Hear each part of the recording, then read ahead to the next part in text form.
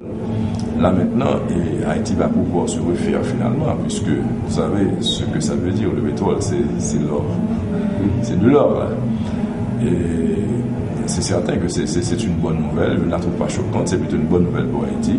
Et malheureusement, on n'a pas encore les moyens, mais on peut négocier avec un pays, avec une compagnie pour exploiter ça et transformer cette richesse de telle sorte qu'on puisse l'utiliser pour développer Haïti. Qu'est-ce qui était étonnant surtout, c'était de savoir que dans les plans proposés, rien n'était mentionné sur l'exploitation de ces ressources-là. Ça prouve tout simplement la mauvaise foi ou la mauvaise intention des gouvernements antécédents, puisque j'ai l'impression que pour eux, c'était beaucoup plus facile de tendre la main de Kémandé que de négocier un contrat pouvant exploiter notre pétrole. Est-ce que Soudniki privatiserait ou nationaliserait ces ressources-là? Bon là, il faut que j'ai accès à certains dossiers pour pouvoir peser dessus. Des dossiers importants, on ne va pas spéculer, privatiser, nationaliser, s'associer. Il faut étudier les dossiers. Là, ce n'est que récemment qu'on a parlé de l'existence du pétrole en Haïti. Donc, il faut absolument étudier certains dossiers. On ne va pas faire du voyer monter dessus. Donc, c'est notre pétrole, on doit pouvoir en tirer quelque chose. Mon gouvernement devra identifier nos ressources, reviser les contrats qui ont été signés, parce que si nous avons l'iridium en Haïti, que ce soit une source de richesse pour nous, on ne peut pas juste le donner à quiconque. Et si on en a assez pour en vendre, on en vend, tout comme certains pays vendent le pétrole, leur pétrole. Mais là, c'est à quel prix? Pas au détriment de notre pays, c'est notre richesse, c'est une source de richesse pour nous, on ne peut pas s'en fourrer pas mal. Il va falloir contrôler tout ça.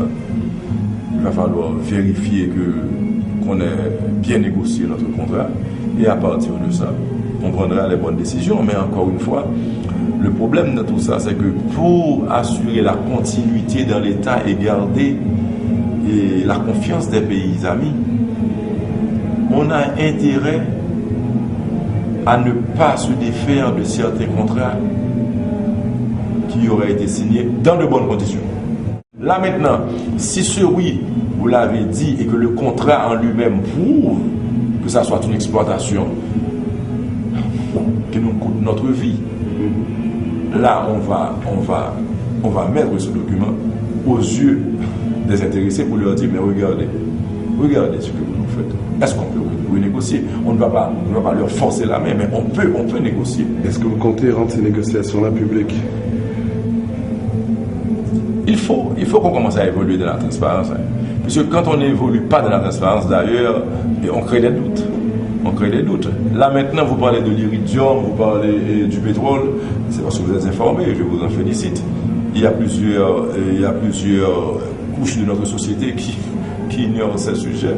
Parce que les débats sont faits dans un bureau et ça ne sort pas. C'est comme par hasard que le Premier ministre annonce à l'international que nous avons du pétrole, mais en Haïti, on a pratiquement appris ça le même jour. Vous voyez, moi j'étais un peu imbu de la situation à partir de mes contacts, mais il faut évoluer dans la transparence. Quand on n'évolue pas dans la transparence, ça crée un certain doute.